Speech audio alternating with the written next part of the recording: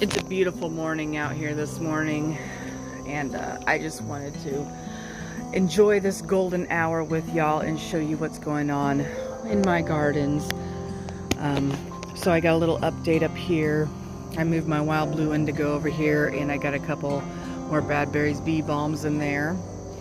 I'm gotta plant those out somewhere yet, or I can pot them up for a giveaway. Looking like I got some volunteer tomatoes coming up from my compost. I have a broccoli rabe from my gardener coming up, the spring rapini, and I'm going to up-pot that soon. I'll probably have some extras. Maybe that's oak leaf hydrangea coming up, I'm not sure. Stokes aster, I'm not sure if any of that's coming up or if that's weeds, because this is compost and perlite. So I didn't use any potting soil because I'm growing outside. I wanted to save money. That's definitely grass, that's not anything. So I've got a lot of guessing going on with some of these plants. Over here I have refreshed my water and put in some Super Thrive in there, Foliage Focus. It was a Foliage Pro, was a Foliage, I said Foliage Focus. Foliage Focus or Foliage Pro, I can't exactly remember the name of the brand. They were a nutritional company for hydroponic growing, and Super Thrive was a company before that, and people like to do water propagations with their Super Thrive and had real good success with that. Super Thrive ended up buying that former company I was talking about, and they ended up making the product there. So that's what I'm talking about. And so I put some of that in my water props along with a little bit of that rooting hormone. I got a little bit of that left. I don't know if it's going to work anymore or not, but I added a dash in there. Oh, just in that cup I added the rooting hormone, not in here. But this little propagation thing right here, this was a DG find, and I found it late spring, and I lost it on myself. It was a whole $3, and I know you can get prop stations like that on Amazon, but you're looking at least $10 or better last time I looked, and I thought they were cute and whatnot, but I couldn't imagine spending $10 or up on something like that until I ran into it at the DG, and it had a $3 price tag on it. I said, $3, okay. And I actually, for $3, really like it. I think it would be a great gift for somebody who's into plants and you don't know what to get them.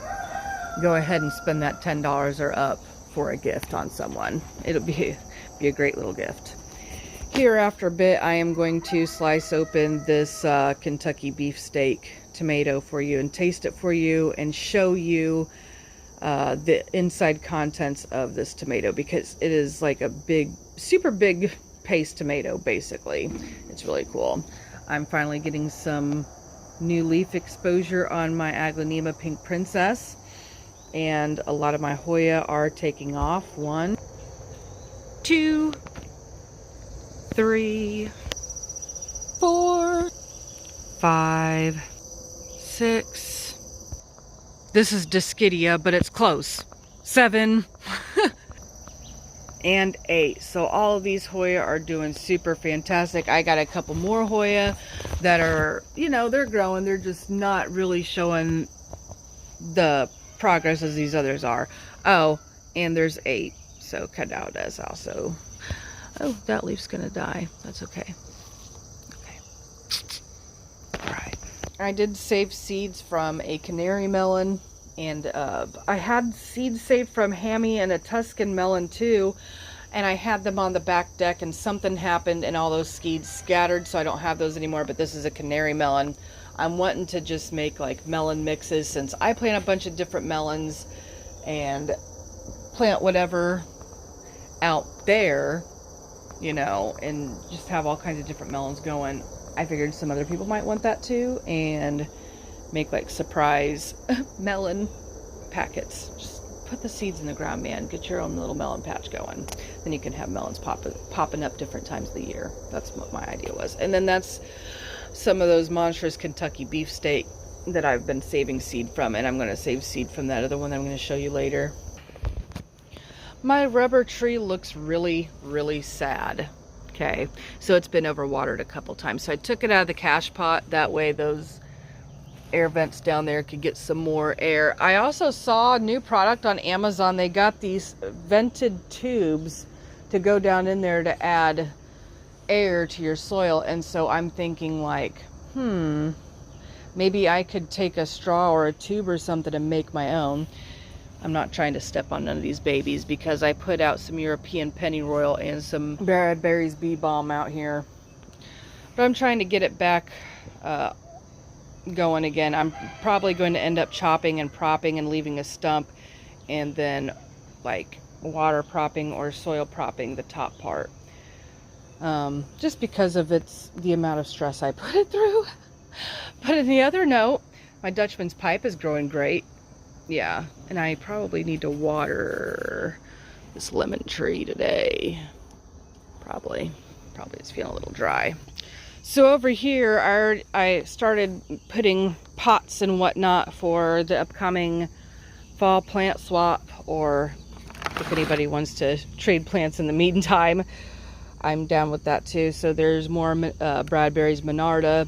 So the idea is to get these perennials started in the ground so that they bloom next year. So we're going to give them a head start for next year, which also I need to start more lupins or lupines, however you want to say it, because yeah, then I could get them to bloom next year. So I'm going to do that today too, and I'll probably pull out my delphinium seeds from the fridge and we'll start those seeds together too. But this is the European pennyroyal. I wanted to get the native kind, but it's harder to find. Although I did find a greenhouse that's growing the pennyroyal, but they're out of stock right now. They sell plants of it, not seeds. I can't remember what greenhouse it was that I was looking at, but that's what I was looking at last night, trying to fall asleep. And obviously it worked because I went to sleep and can't remember. But anyway, long story short, I did end up getting some European pennyroyal, because European pennyroyal is the true pennyroyal where our native is false. And it smells camphory, and it's going to help repel certain insects too, more so than its medicinal properties. It's also pretty and more like a ground cover, and I think it's prettier than our native variety of pennyroyal. So for that reason, I went ahead and planted seeds for it. Now I know they call it invasive in California, but here in Kentucky, we're pretty far away from California and have pretty different conditions than they do. So I'm not too concerned about it. That's the whole spiel on the European pennyroyal. And I got it from Seeds Needs and had no problems with germination. And then I got a big, huge lemon balm here someone needs to take.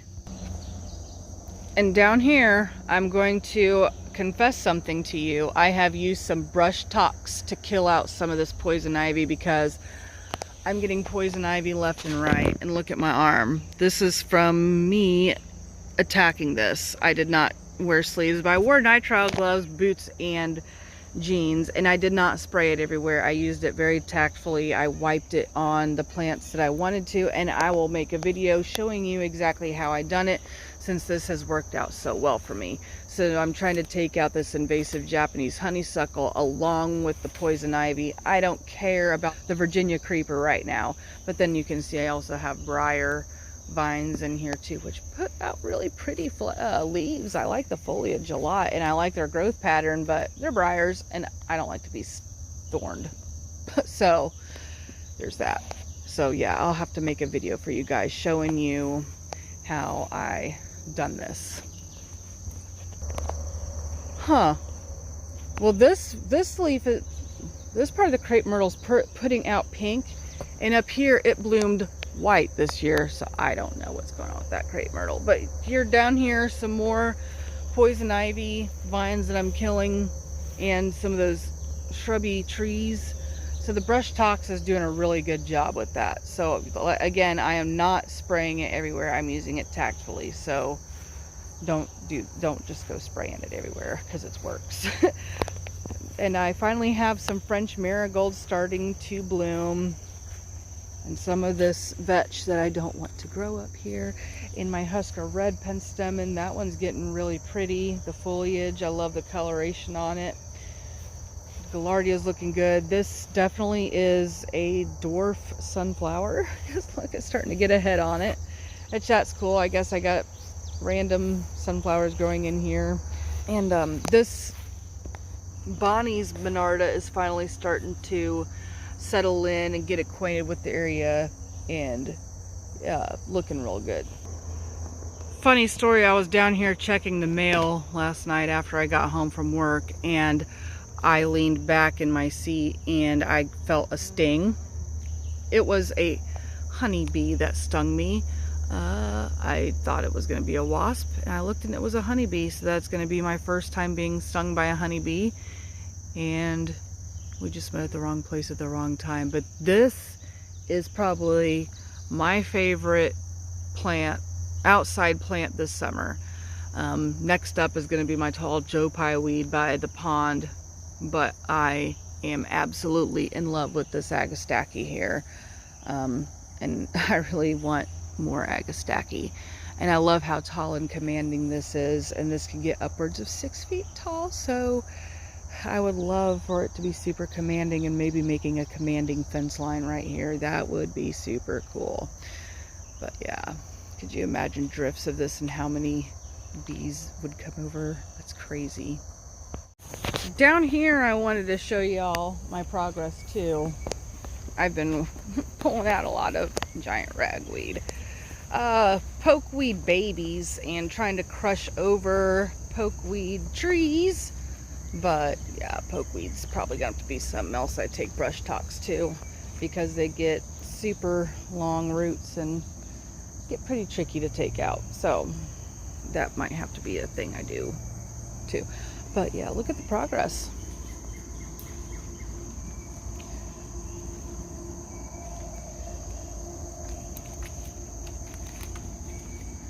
I got a honeysuckle vine up here. I think I saw a bloom down there. That's what I was trying to look at. But over here, I chucked out black-eyed Susan seeds to try to fill this in with something, because we want to keep erosion control and whatnot under control. However, I want it to be pleasant. It's part of my yard. But there's my super tall Joe Pye weed in its full glory right now. It's extremely tall. I want to say it's probably, let's see, 8-footer bed. I don't look lovely this morning, but my Joe Pye weed trees, I'm 5'5". They're pretty stinking tall.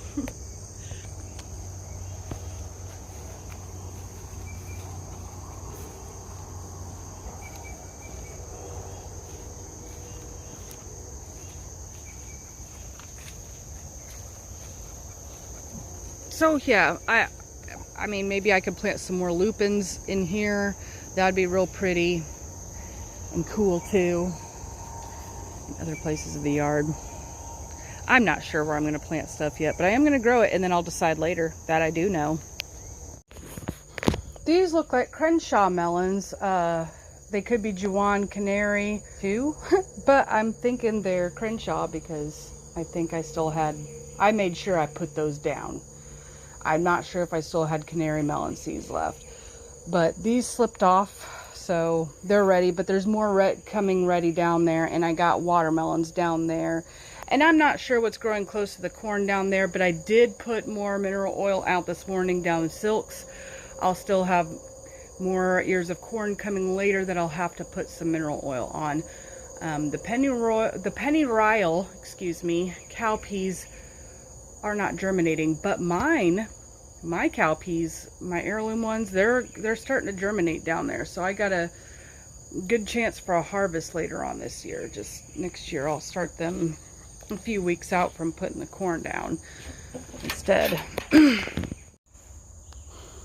Also down here, I went ahead and transplanted flower seedlings too, like some anise hyssop and whatnot. The same ones I started with the pennyroyal and the beetalissum. And the Bradbury's bee balm. I started all those at the same time. So I jumped the gun and I transplanted down here, And so the key to transplanting seedlings this time of year is to not cook them and to keep the topsoil from drying out when they're establishing for the first couple of weeks, because their root systems are weak and they're not established to start working their ways downward yet. So I'm going to come out here and water my seedlings so I can be a good plant parent and keep them growing instead of having a neglected garden bed. There's some creeping thyme right there that I put in there to help fill out. I'm just going to go around and try to find my seedlings and water them, because it's supposed to be almost 90 today, and I thought we were supposed to get some rain this weekend, and apparently not.